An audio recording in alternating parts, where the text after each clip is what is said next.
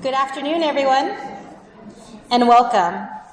My name is Dr. Mamie Chan, and I'm the co-chair of the Albuquerque Academy Asian American Parent Council, and I also serve on the board for the Chinese American Citizens Alliance.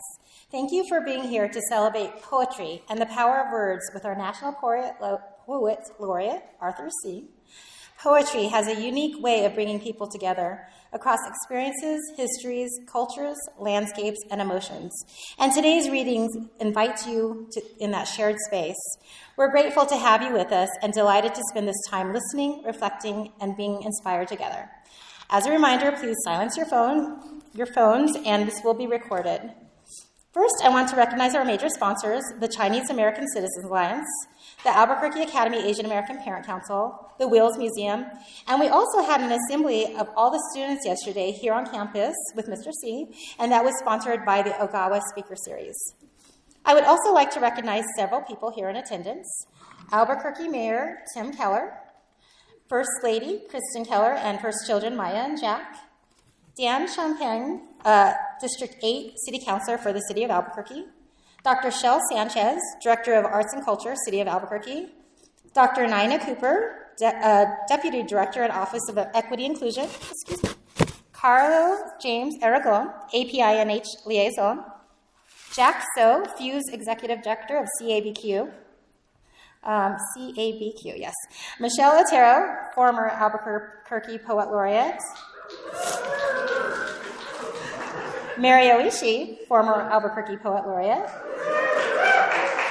Hakeem Bellamy, former and inaugural Albuquerque Poet Laureate, and Damian Flores, current Albuquerque Poet Laureate.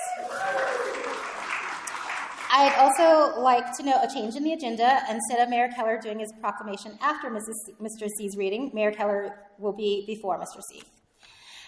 With our distinguished guests recognized, we now continue with the program, and it's my pleasure to invite Fei Yao to introduce our speaker.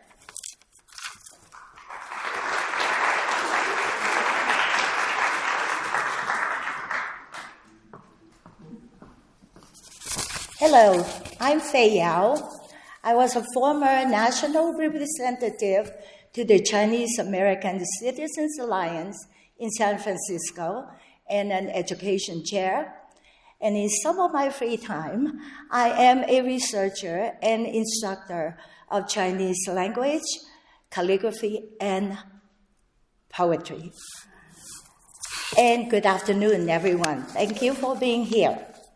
We are especially thrilled this afternoon to welcome Arthur Sze, not only as the nation's poet laureate, but also as a cherished resident of our neighboring city, Santa Fe. So excited is Albuquerque in welcoming him that our beloved Mayor Mayor Keller, along with his family, are here to celebrate with us. That says a lot about the admiration Mr. Sze inspires across our communities. For me, he is Arthur, a good friend, a venerated teacher, and a prolific and widely acclaimed poet.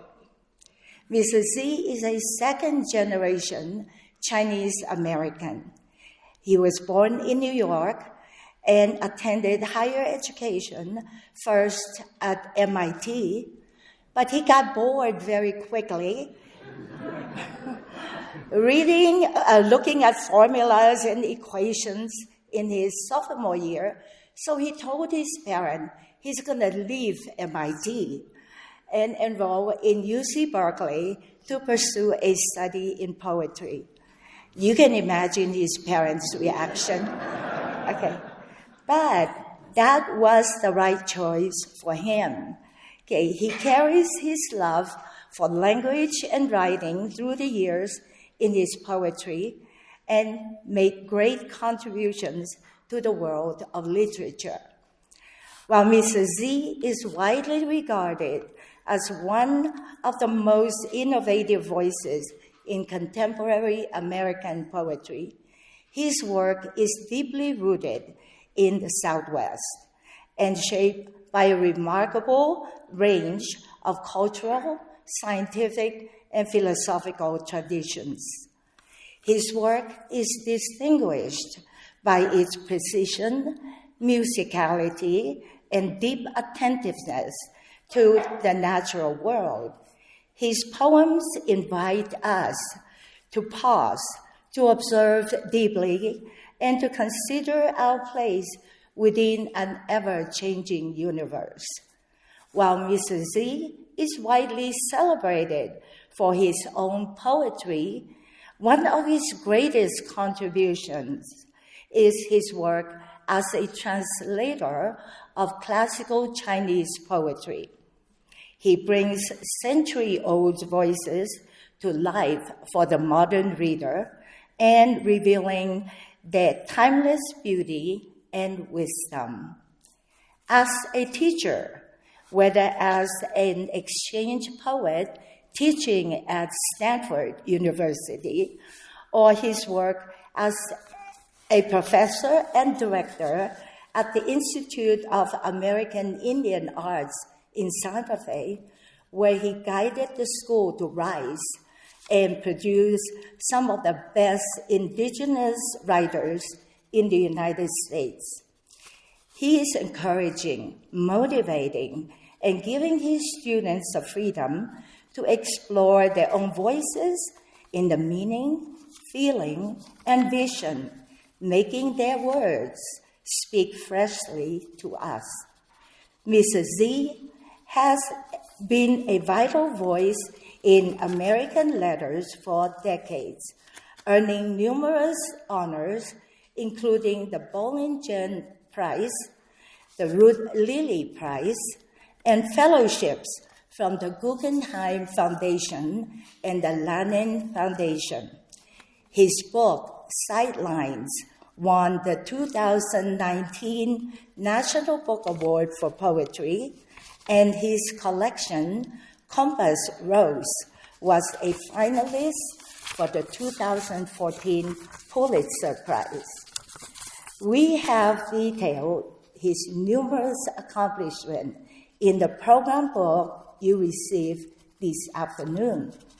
And if I try to enumerate them all, we would be here till midnight. Okay? And I'm sure you don't want to do that. Okay? And yet, despite all his accolades, Mr. Sze remained as humble, approachable, and gently humorous as ever. We have a saying in Chinese, teaching and learning go hand in hand, a principle that beautifully reflects Mr. Sze's journey at the Institute of American Indian Art. He has recalled that his time teaching there was formative not only for his students, but for his own growth as a writer. Learning along native students where they have multitude of experiences which were rich and varied, expanded his own poetic range and deepened his understanding of voice and culture. It is this spirit of shared learning and creative generosity that we honor him today. Thank you. Next, I would like to invite our Mayor Keller up on stage to present a proclamation in honor of Arthur Sze.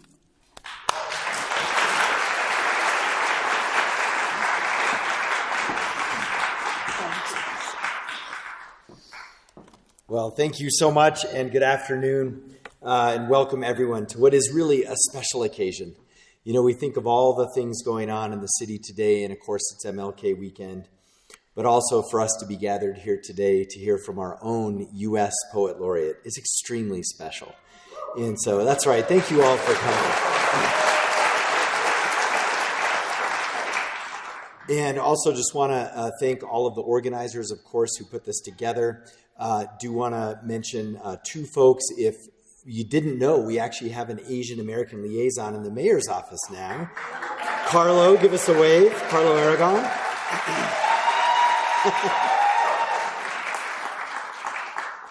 And they were announced earlier, but as we go kind of from Albuquerque, stop to Santa Fe, and then go nationally in terms of our poet laureates, we have an amazing collection of local poet laureates here. And I know they were introduced earlier, but if you are not familiar with their works or them, check them out. They're all up here. And we're very proud of our tradition here. And of course, Arthur, his first, he's had so many accolades and awards and deserved every bit of them. But one of them was he was the first poet laureate of Santa Fe. And so some kindred spirits here on civic poet laureate programs. Of course, that also means that maybe one day again, nationally, one of these poet laureates might get bumped up there. So what I want to do is... Arthur's received so many accolades and recognitions, and so we thought, I don't know if you've had this one yet. Certainly not from Albuquerque, because we would know that, but we thought we would just give you another awesome piece of paper to put on the wall. And so this is an executive order on behalf of the city of Albuquerque. And I'm going to paraphrase it a little bit because we heard a lot of your background.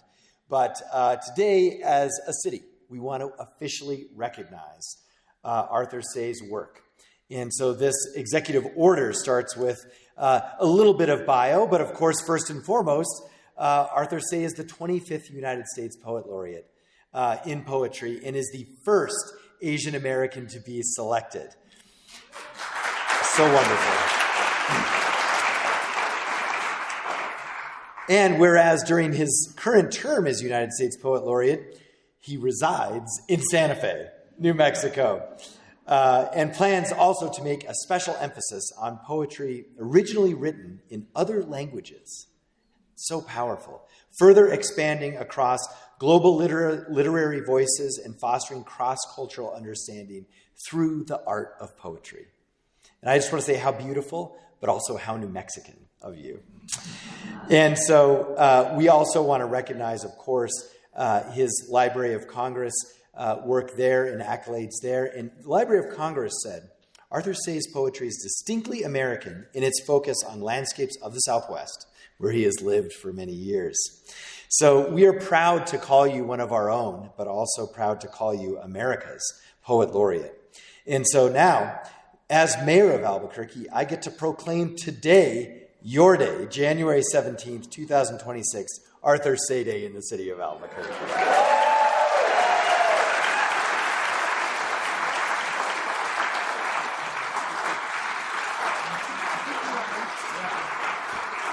So please give him more of a round welcome. He's up next, the main show.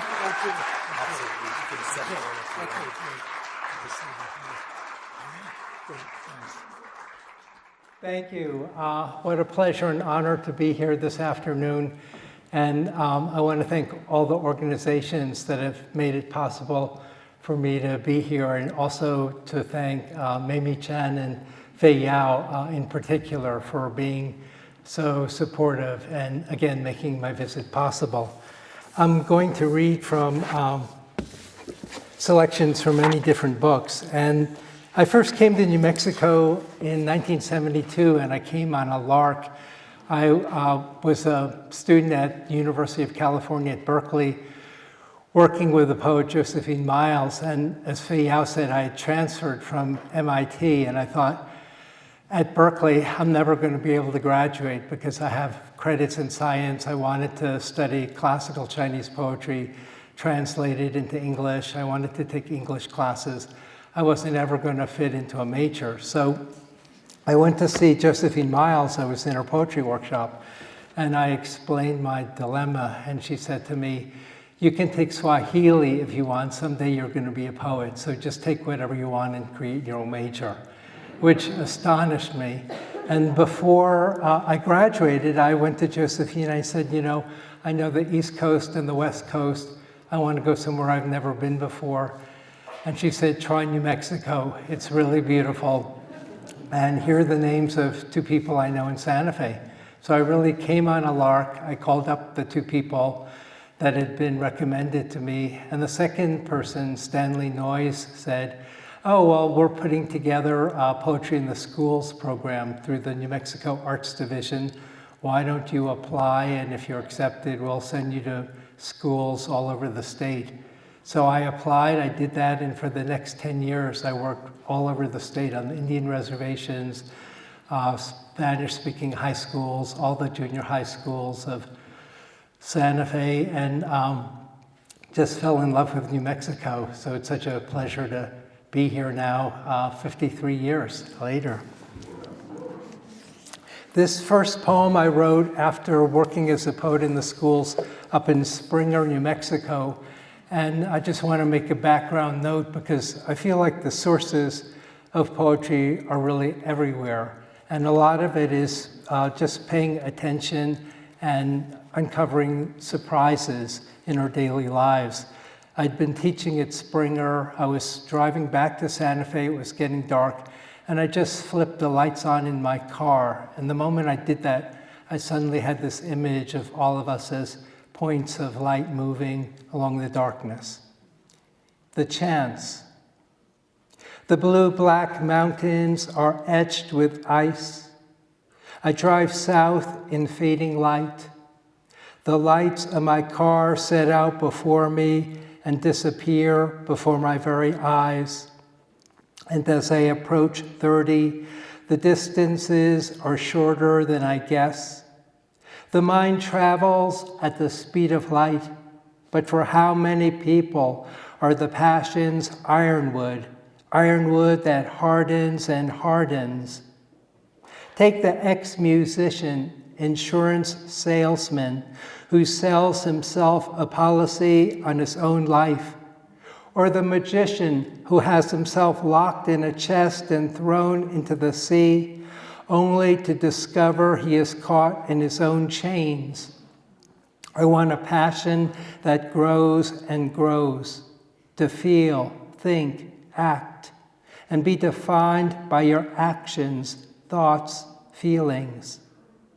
As in the bones of a hand in an X-ray, I want the clear white light to work against the fuzzy, blurred edges of the darkness. Even if the darkness precedes and follows us, we have a chance briefly to shine.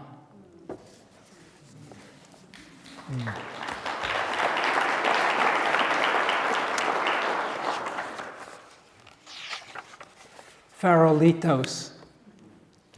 We pour sand into brown lunch bags, then place a votive candle inside each. At night, lined along the driveway, the flickering lights form a spirit way. But what spirit? What way?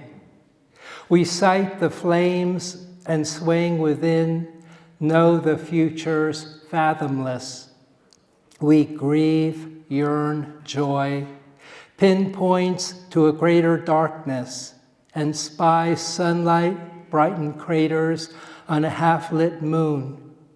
In this life, you may try to light a match, fail again and again, yet, letting go, you strike a tip one more time when it bursts into flame.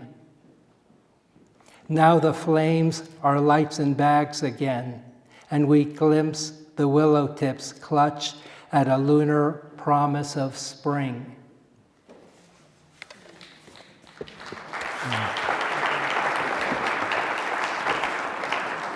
When I read at the Library of Congress on December 11th, I thought, I need to explain Farolitos, but obviously I don't need to do that here.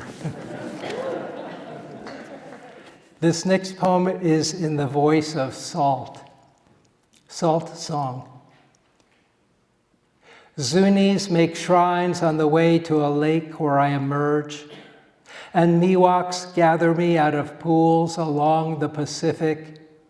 The cheetah thirsts for me. And when you sprinkle me on ribeye, you have no idea how I balance silence with thunder in crystal. You dream of butterfly hunting in Madagascar. spelunking through caves echoing with dripping stalactites. And you don't see how I yearn to shimmer an orange aurora against flame. Look at me in your hand. In Egypt, I scrubbed the bodies of kings and queens. In Pakistan, I zigzag upward through 26 miles of tunnels before drawing my first breath in sunlight. If you heat a kiln to 2,380 degrees and scatter me inside, I vaporize and bond with clay. In this unseen moment, a potter prays because my pattern is out of his hands. And when I touch your lips, you salivate. And when I dissolve on your tongue, your hair rises, ozone unlocks. A single stroke of lightning sizzles to earth.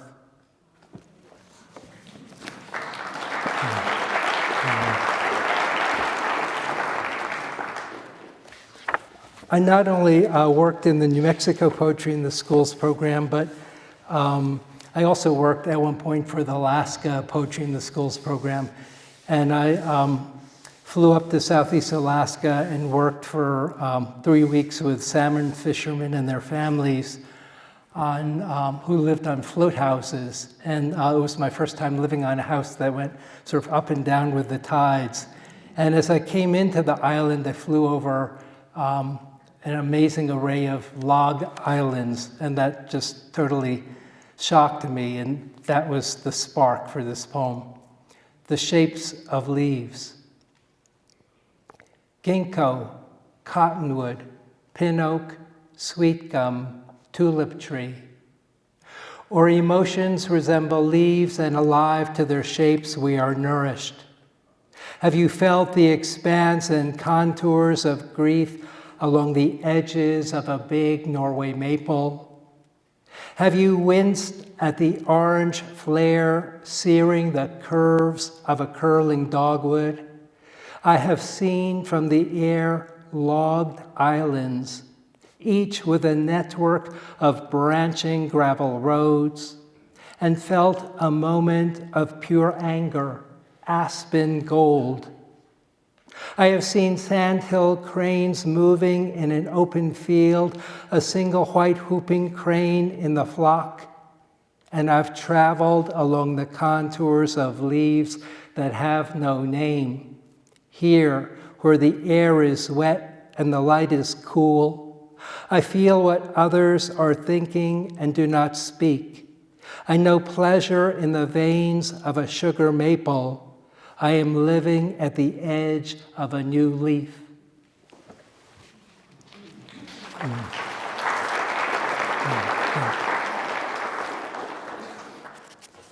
This next poem was an experiment, really just writing fragments, and each line started with the word here, and it just had maybe 30 or 40 of them.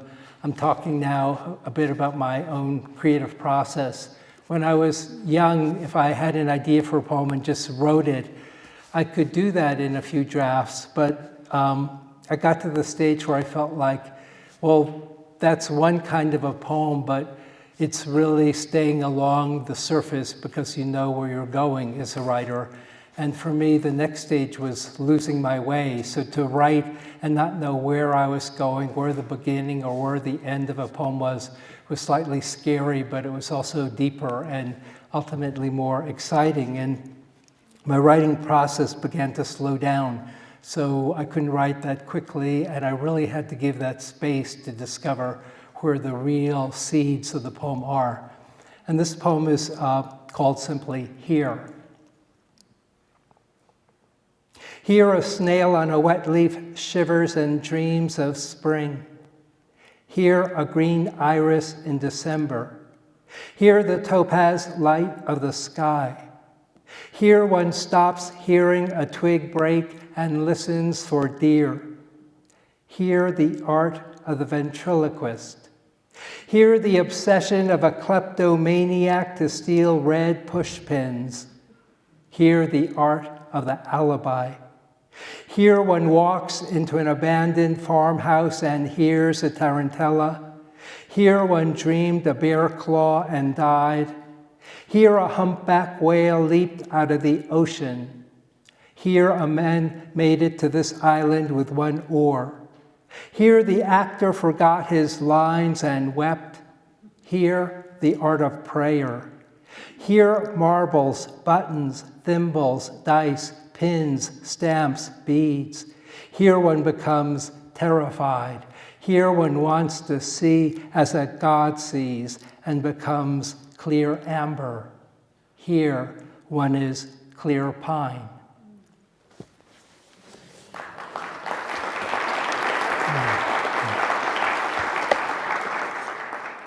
So I'm jumping decades later, and I was thinking about how that poem was a kind of a list with each word starting the wave or the impulse.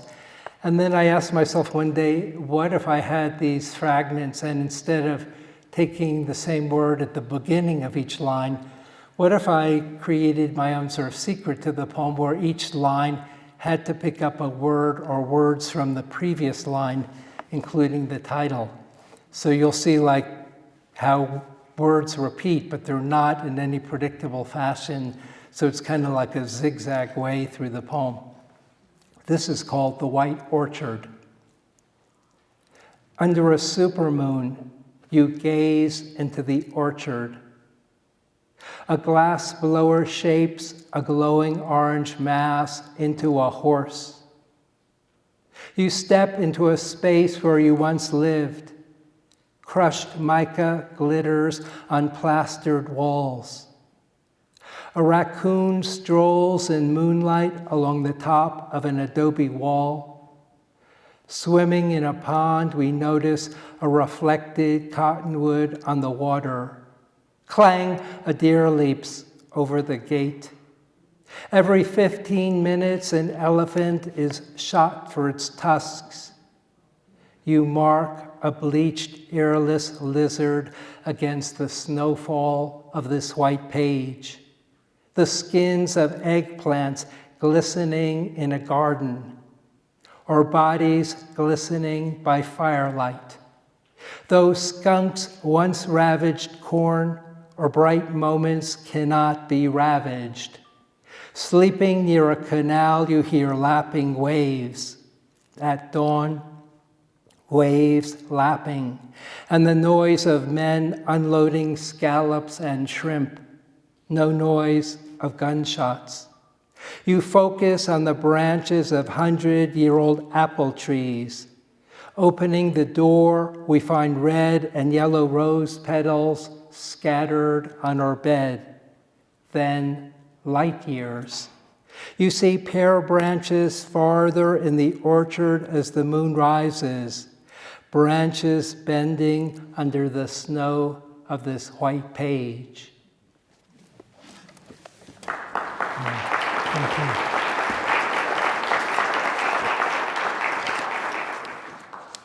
Faye mentioned that I translate classical Chinese poetry, and I really learned my craft as a student at UC Berkeley, apprenticing myself to the ancient Chinese poems. And I found that if I just read the characters as best I could on the page, I was outside of the poem. And one of the things I had to do was personalize the language. So I took the ancient poems and I wrote them out character by character, stroke by stroke, thinking about how did this poet choose this character after this one, how were they juxtaposed, how were they choreographed. And for me, translation is really the deepest form of reading. So as part of my Poet Laureate project, I'm assembling a book called Transient Worlds. The idea is there's no definitive translation. And I take, for instance, 3 different translations of the same poem. I present the Chinese and then 3 different translations in English and talk about them to show how each translator found something of value to bring over, to carry over into English. And then I invite the reader to make their own translation. So it's sort of a fun, hands-on book with poems from 13 different languages. This translation I'm going to read to you is by Tao Chen, one of the great early poets. His dates are 365 to 427, Common Era in China. And one day he quit his job. He bought some land in a rural area. He built his own house. He planted chrysanthemums and wrote poetry. And the chrysanthemum became his symbol and image as a sense of purity, and also the idea of someone following their inner character and not being swayed by the world.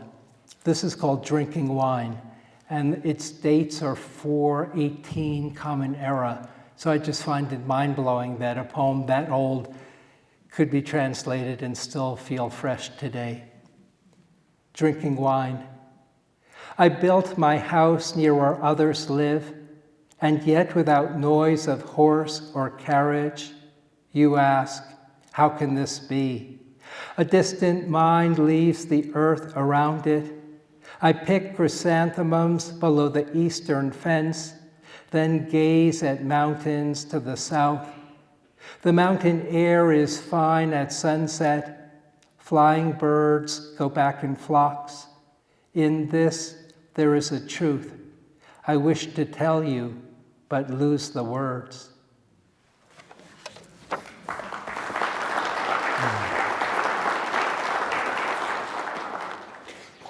And many decades after translating that poem, I thought, in my latest book, Into the Hush, I was trying to use different forms of poetry I'd never used before. And I'd never used the simple poem in the form of a letter. And I thought, what would it be like to write a poem to Tao Chen, to his spirit? And I start with the ending of that translation. Letter to Tao Chen. I wish to tell you, but lose the words. More than a millennium later, on another continent, in another language, I know adversity strengthened you. Today we possess antibiotics, cars, cell phones. Scientists use infrared scanners, check a wildfire that has charred 341,735 acres. When you picked chrysanthemums by the bamboo fence to the east, then gazed at mountains to the south, at birds homing at sunset, you turned in 3 directions, centering yourself. Though you omitted north, I posit mortality as you sipped wine. Today, we have no spell that lessens loss. A neighbor's backhoe beeps as it excavates a slope. Sifting your words, I dig at this site where pines scent after rain. A black swallowtail lands on Russian sage, bending the stalk. As it imbibes nectar and sways, I sway. Light slants all that we do.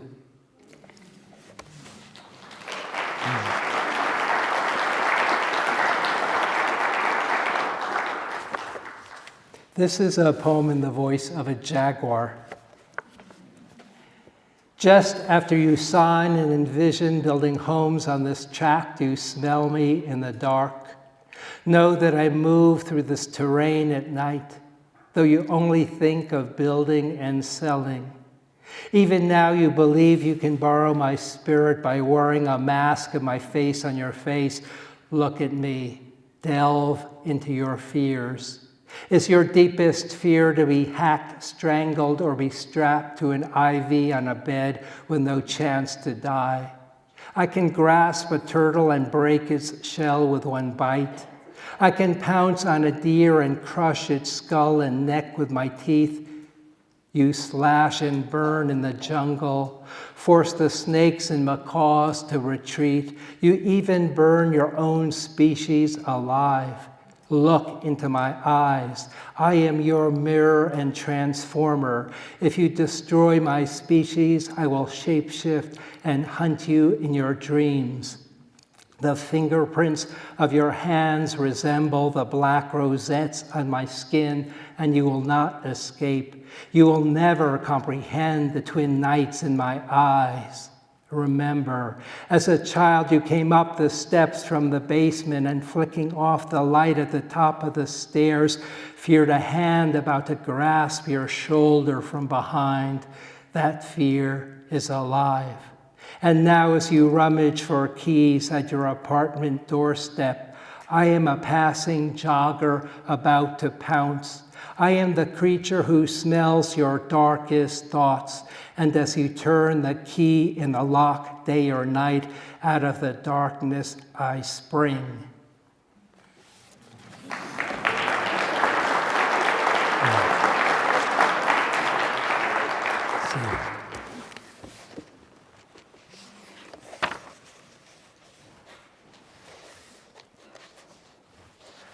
I think there are some people from senior daycare centers here today, Faith told me, and I wanted to read this poem called Virga for a cousin of mine who I visited in California at the end of his life. He had cancer and he had gone through all the treatments and he had gone back to his home to die, basically. And one of the things I always notice visiting people in the hospital is how the television is sort of there droning again and again, and how it changes from one world to another so quickly. And that became part of this poem. And also here in the Southwest, and I often think of Albuquerque actually, which has these great, in the summer, lines of rain coming down that evaporate before they touch the ground. And that's called Virga, that phenomenon. And I thought, what a beautiful image for somebody near the end of his life and these things coming down and then disappearing. So this poem is called Virga.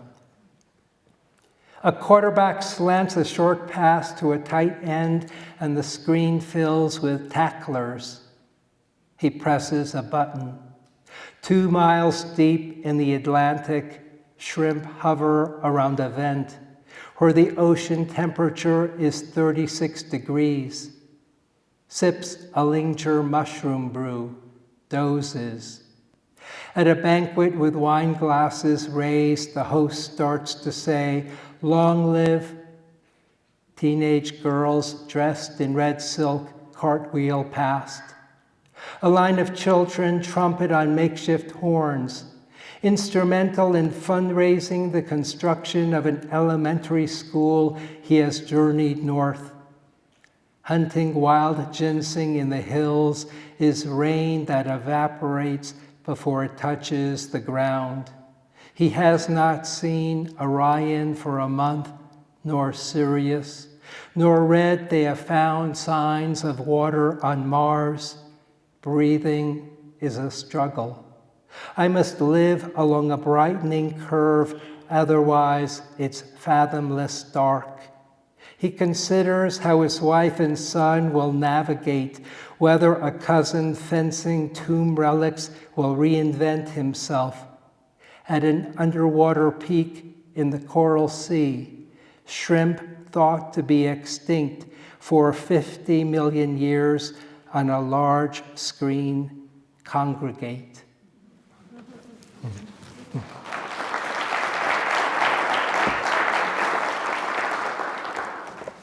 I think just one short poem and then a hybrid sequence. This is called First Snow.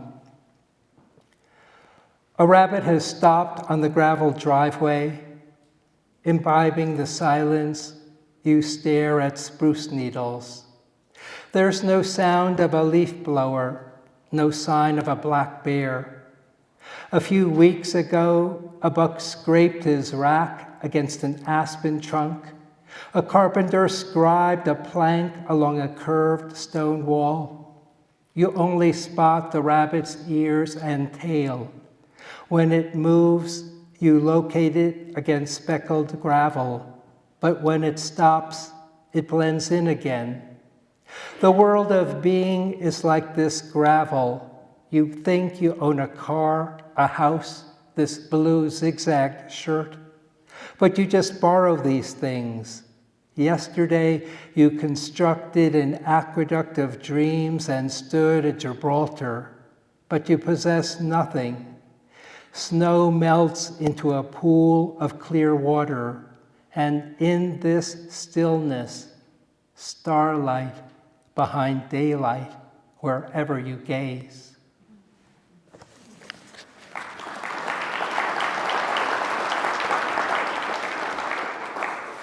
And I think I'll close with this piece in 4 sections. It's a hybrid piece. It's called the Acequia del Llano, which is one of the acequias that runs through the city of Santa Fe. It runs parallel to Canyon Road, comes from the reservoir, and then drops into the Santa Fe River. And one of the fun things about writing this piece was that I rarely write in prose, was to use a combination of prose and poetry. I'd been thinking about the Japanese haiku form, which is syllabically 5 syllables. And I did that here with my English version. But then I also thought about other classic Japanese forms. So there's the haiku, there's what's called the tanko, which the Chinese characters literally mean short song. And it's 5, 7, 7 syllables. And I broke them apart and I sort of put the 5, 7, 5, some prose, and the 7, 7, so that they were separated by prose, but you had to sort of leap around. So there are actually 4 Japanese forms here: the haiku, the tanka, the renku, which is linked verse, and the haibun, which is a prose passage leading up to a haiku. And it was fun to write this in English, Acequia del Llano. The word acequia is derived from the Arabic asakia, water conduit, and refers to an irrigation ditch that transports water from a river to farms and fields, as well as the association of members connected to it. Blossoming peach trees. To the west, steel buildings glint above the mesa. In Santa Fe, New Mexico, the Acequia del Llano is 1.5 miles long and begins at Nichols Reservoir Dam.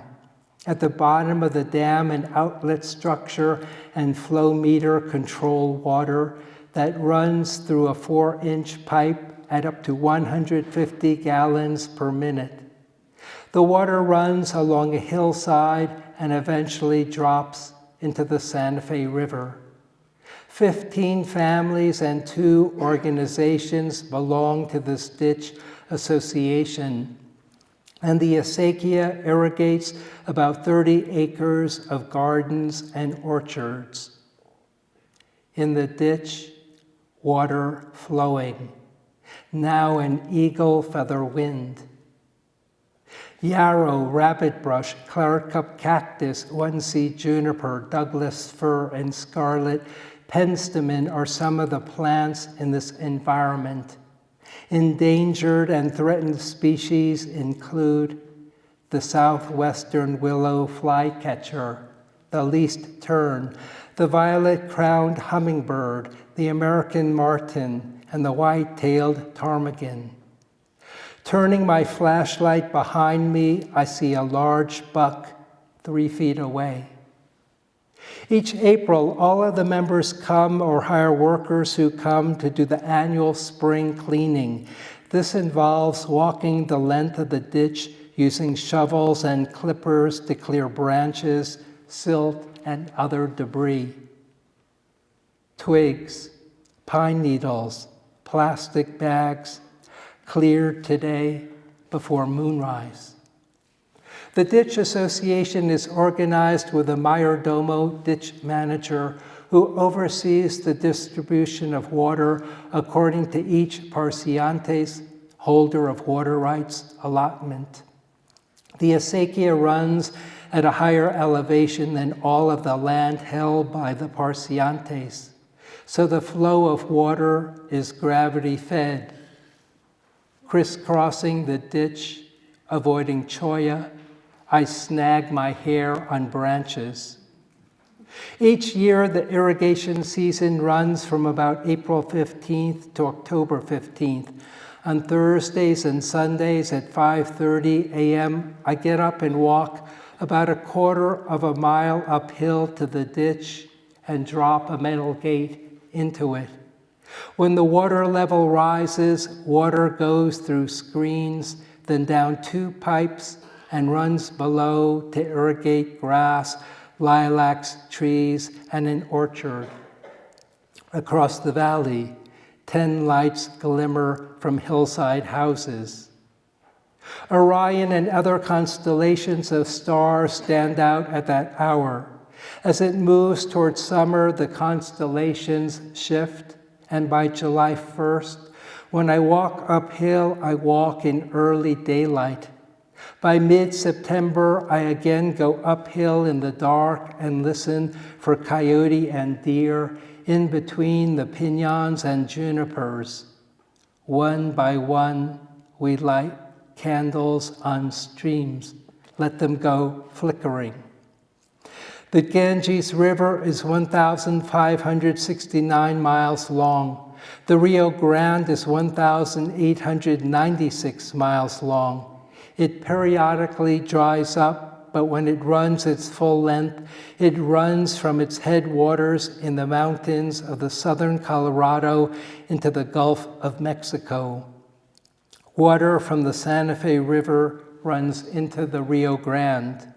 Water from the Acequia del Llano runs into the Santa Fe River. From a length of 100 paces along the Acequia, I draw or allotment of water. Here, I pull a translucent cactus spine out of your hand. Thank you.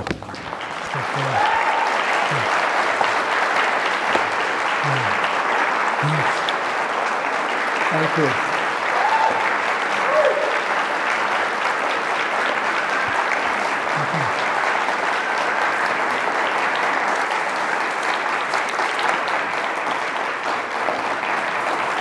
We can now have them do Q&A. Okay.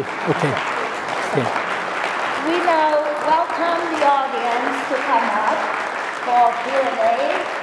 We have a question or a comment. We have 2 microphones placed in front of the hall, to the right and to the left. So please don't be shy, come up and speak to the mic. How much time do we allow? We have 10 minutes for Okay. live.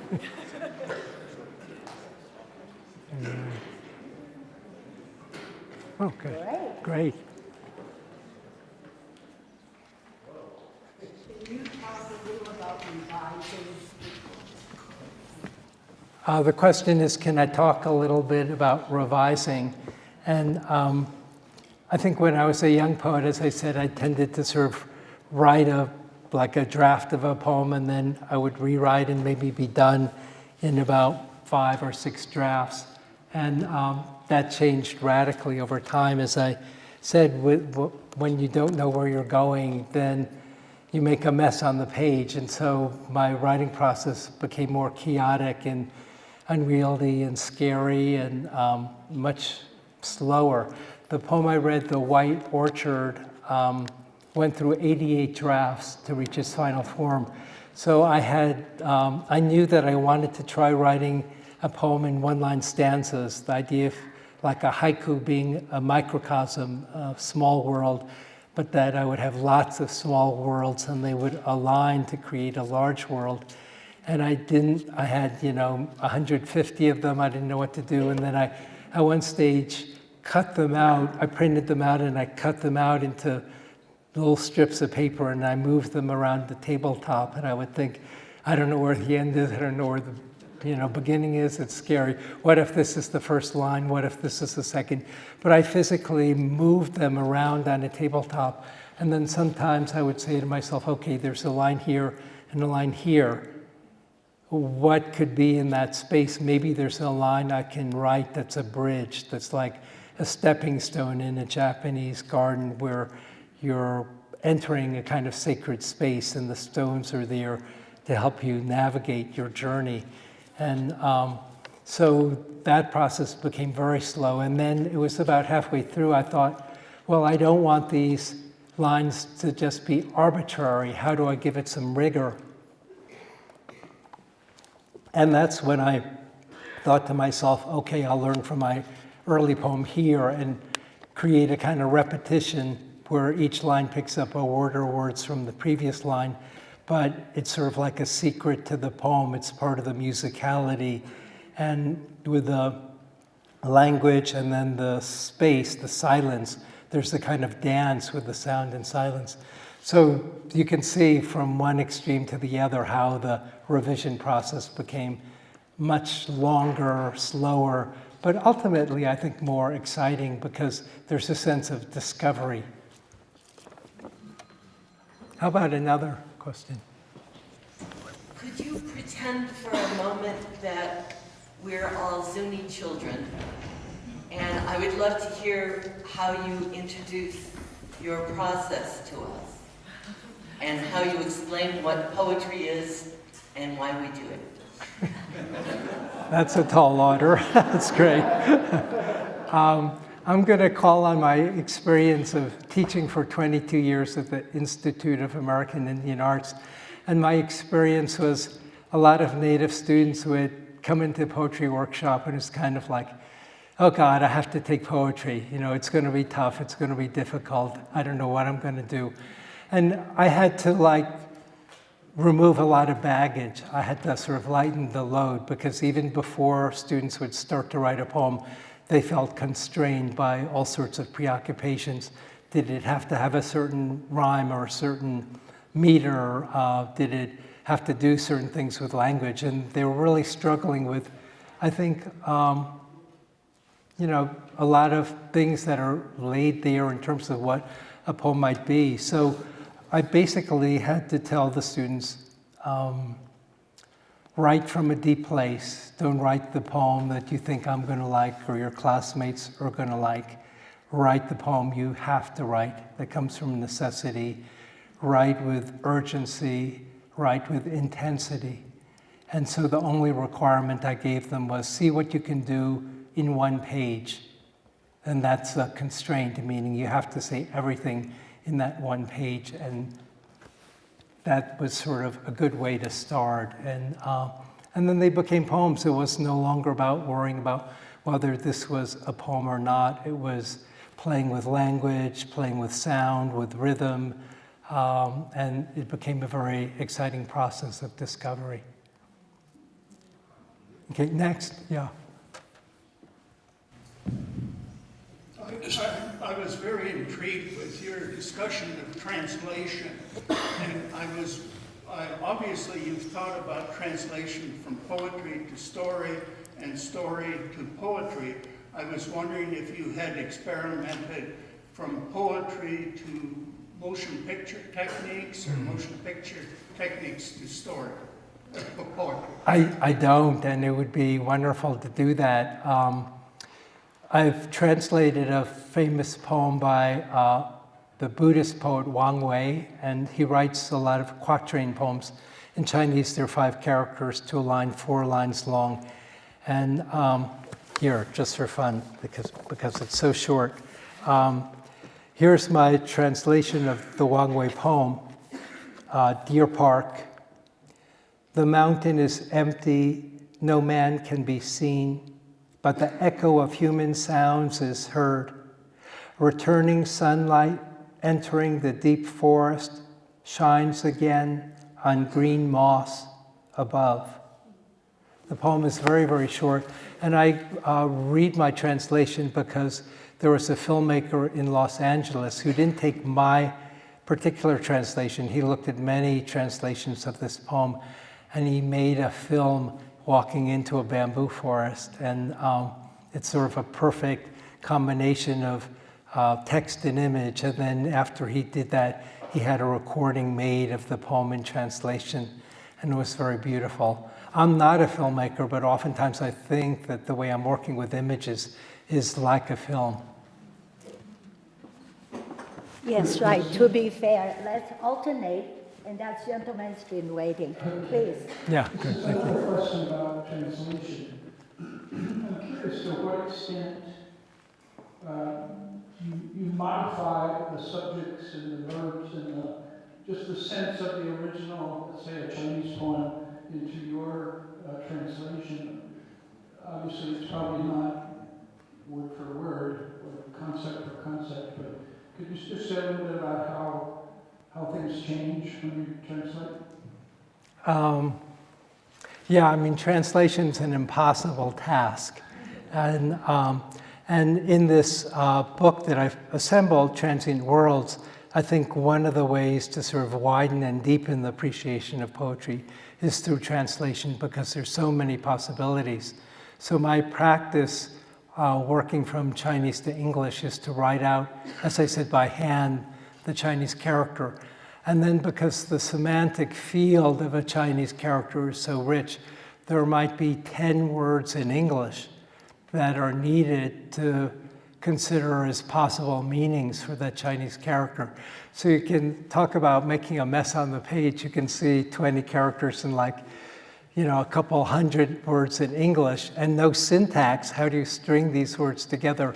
It's sort of mind-boggling. And yet, translation to me is incredibly rich and rewarding because it involves how you develop your craft, your voice, how you string, the syntax, how you string words together, and the choices you make. There's no right or wrong answer. I think one's forced to choose. Ultimately, I guess I want to advocate that a translation needs to have the power of a contemporary voice behind it. Because when I first read translations of Chinese poetry decades ago as a student at UC Berkeley, I was astonished at how the diction seemed so antiquated. The speaker seemed like someone speaking from 100 years earlier. And then I was also astonished at how cultural concepts were laid on Chinese poems. There's a famous Li Bai poem, and the British translator talked about the relationship between the self and the person's shadow as the master and the slave. And I thought, God, that's not in the Chinese. Where did that come from? So it's endless. When you do your writing, do you write on the fly, or do you create an environment for yourself in which you feel you do your best work? And what does that look like? I think I try different combinations because I travel a lot. So I would like to say that I write by hand, but I don't. I'm writing on a laptop. My ideal situation is I have a writing space where I live in Santa Fe.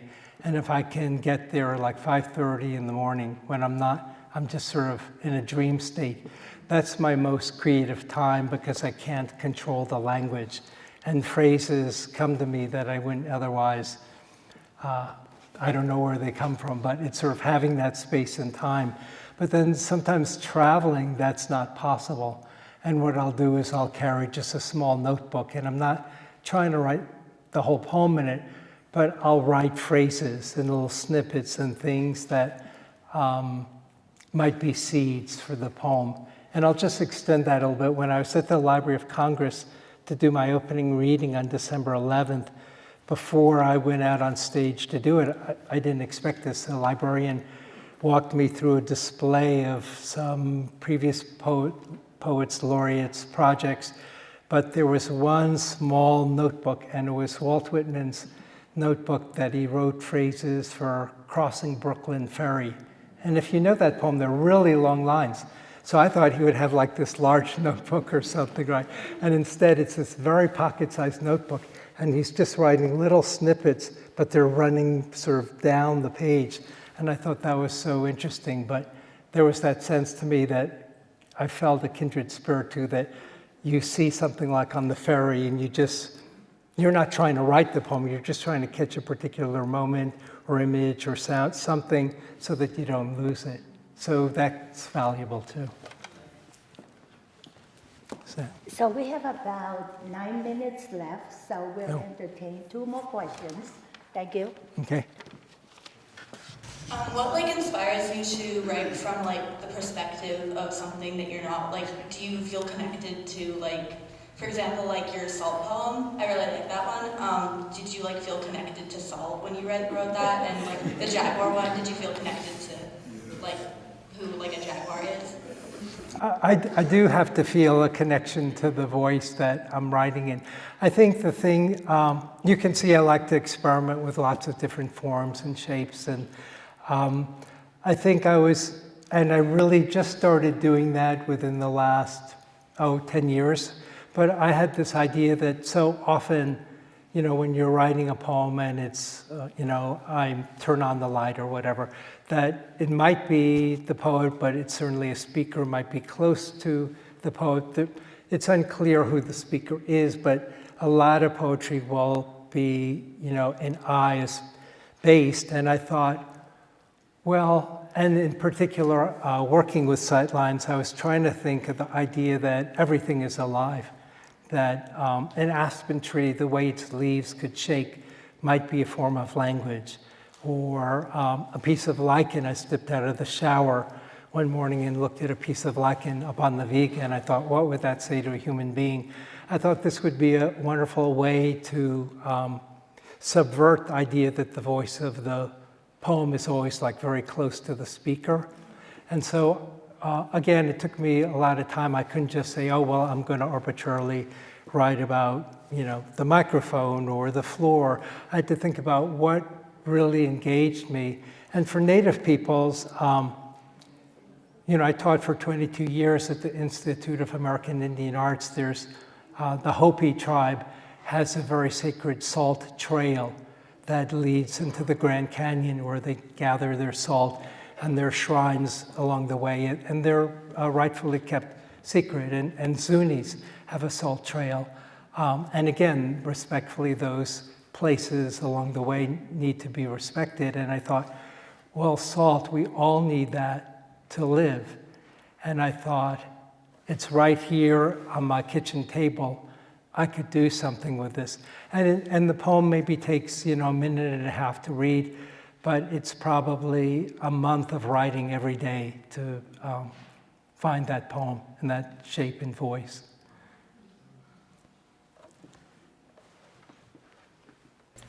So this morning in a class I'm teaching, we spent a big chunk of time discussing the poem titled Anvil on page 3 of Into the Hush. And the word disparate came up.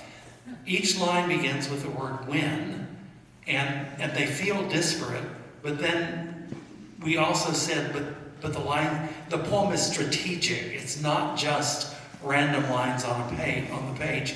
Can you talk a little bit about how does a poem like that take shape? We were all envious. Thank you. I'm just going to read the last line because every line before it starts with the line when, and the last line is, here is the anvil on which to hammer your days.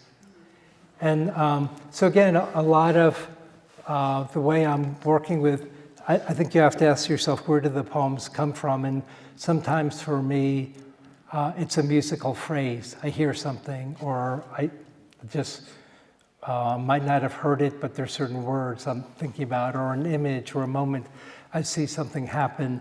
I rarely have this idea where the whole poem emerges, but I'm really playing with this idea of uncovering something, some rich and powerful moment. And so in writing this particular poem, I'm extending, I've got these images and I don't know where they're going, but I thought with the word here, I had used places before, and I thought I've never used a moment in time as the thread running through the piece. So then I had these images, and I thought, what if I put when this happens, when this happens? So I had the sort of phrases, and then I added the whens. And then as I did that, I thought, but where does it ever end? It's endless, right? And then I thought, again, I think it took several weeks of just writing. But when I had that last line, here is the anvil on which to hammer your days, I was excited because I didn't know that was going to come to me. And I felt like, yeah, all of these things that are there in the world, they're all material for poetry, for poems, and it's right here, and here's the anvil that you can live by, became this metaphor. Well, looks like we have a very enthusiastic audience, so we'll have one more question. All right, and I promise to keep it short. This is a twofold question. Number one, my name is Damian Flores. I was a high school student at Albuquerque High in 2003-2004. Were you working with the poets in the schools for the state poetry jam up in Santa Fe? I remember you. That was my 11th and 12th grade year. I was so blown away. That was such an amazing experience as a young poet, so thank you for that. And second, I host the radio show, The Spoken Word Hour, on 89.9 KUNM. Would you please be a guest at some point? You can call in and we can do it on Zoom and put it up on the radio. Thank you so much for saying Thank you, Mrs. Sze. Next, we will invite Carolyn Chan to the stage. She's going to give our closing statement and to introduce members of the committee for today's event. Thank you. Thank you very much, Faye. I'm Carolyn Hong Chan, the second female national president of the Chinese American Citizens Alliance. That was established in 1895 in response to the Chinese Exclusion Act. That kept Chinese laborers from coming to the country after they had built the railroad that connected the United States and helped develop its trade and success. This organization consisted of Chinese men who were born in America, who fought for the rights and responsibilities of American citizenship. I do want to thank all of you for coming today to be with us for this very special event. One line of Robert Browning's poem, Andrea del Sarto, has served to inspire me and countless others. A man's reach should exceed his grasp, or what's a heaven for? Of course, today we'd say a woman's grasp or a person's grasp. Well, thank you and congratulations, Arthur, for being named the U.S. Poet Laureate. You epitomize the ambition and persistence expressed in this excerpt. Thank you for sharing your life's journey to realize your true calling at the highest level. You inspire each of us to persist in pursuing our passion. I want to express our appreciation to the committee members who brought this event to fruition in just 7 weeks, working even through 2 holidays. Of course, Carlos James Aragon and Jackie So have been acknowledged. I also want to thank Lieber Fried, the president and CEO of the Wheels Museum, who is a co-sponsor. And now we get to the Chinese American Citizens Alliance. Roger Ballou, president of the Albuquerque Lodge, the first non-Asian to be president of our lodge. Dr. Mamie Chan, the board member of the Albuquerque Lodge, and it was a great help for her to get this facility to be the venue for this afternoon's event. Rusty Chan, past national president of Chinese American Citizens Alliance. He's unable to be here because he's at his uncle's 90th birthday celebration right now. But he has been able to hear Arthur Sze in the past. Paul Zhu is the chair of the Albuquerque Lodge's Chinese American Film Festival, which is a project of Albuquerque's CACA. We will be celebrating our 10th anniversary for the film festival in October. Dr. Xu Wang was the founder of the film festival and initiated the monument, A View from Gold Mountain, that is situated on the west side of Bernalillo County Courthouse. And of course, you heard all the wonderful things about Fei Yao. She was the one who helped found the Chinese Moon Festival at Summerfest on the Civic Plaza, which brought together the diverse Chinese American populations to celebrate Chinese traditions, culture, and performances. And that was probably back in the 80s, but it brought us all together, and sometimes it was attended by as many as 12,000 to 15,000 people.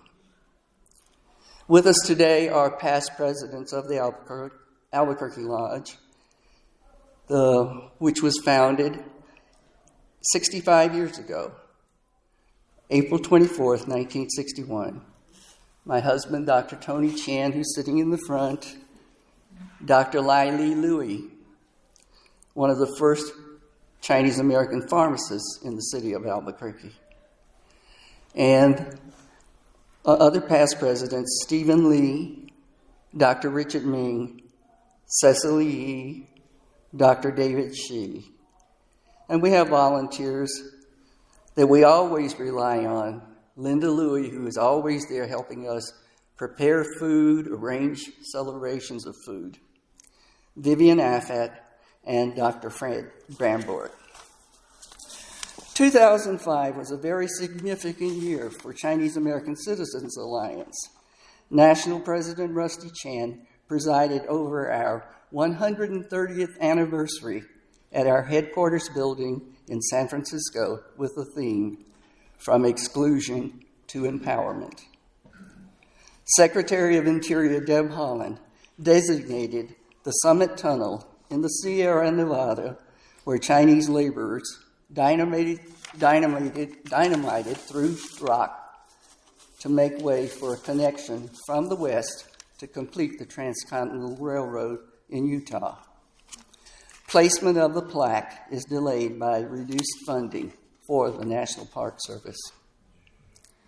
The upcoming year of the horse predicts a year of energy, freedom, grace, and forward motion. We are grateful to Arthur for invigorating our community with the theme, Cultural Heritage, Memory, and Transformation. In line with that theme, we at CACA are producing a documentary, The History of CACA, to remember the organization's history, our family histories, and the celebrations and traditions in our communities. Once described as unassimilable, with education once denied us, we have provided leadership in all professions, arts, sciences, technology, and so forth. Chinese American history is American history. We too helped build America. We have upcoming local events. We are participating in the centennial of Route 66. Amy Tang is here in the audience, and she will be speaking about the founding of Fremont's that was established by her great-grandfather, Edward Gaw, and also describe other Chinese-owned businesses on Central Avenue that will take place at the Isleta Community Center on January 24th. We will also be celebrating Chinese New Year of the Horse beginning February 17th. April 22nd, 2026, we will be celebrating the 65th anniversary of chartering of the Albuquerque Lodge. We will join in the celebration of July 4th as the anniversary of our nation's independence. We do have a long way to achieve the goal of all men are created equal. We are all, though, proud Americans. On October 17th, we will have the 10th annual Chinese American Film Festival, which I had mentioned before. In these turbulent times in our nation and the world, we have the hope and opportunity to treat each other with civility, to consciously understand the histories of struggles and hardships that we all have endured and joined together to overcome hate, discord, and violence. We are a great nation that can be even greater.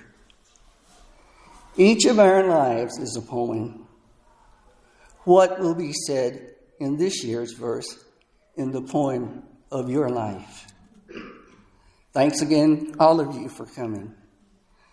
So now we have completed our program. Let's go out in the lobby and meet and greet each other, enjoy some refreshment, and have the book signed by our special guest. Thank you.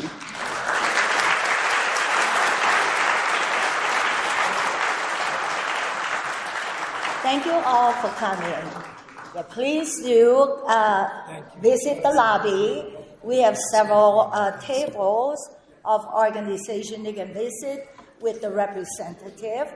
Peruse the books that collected work bookstores brought from Santa Fe for us, and enjoy some refreshments. Thank you.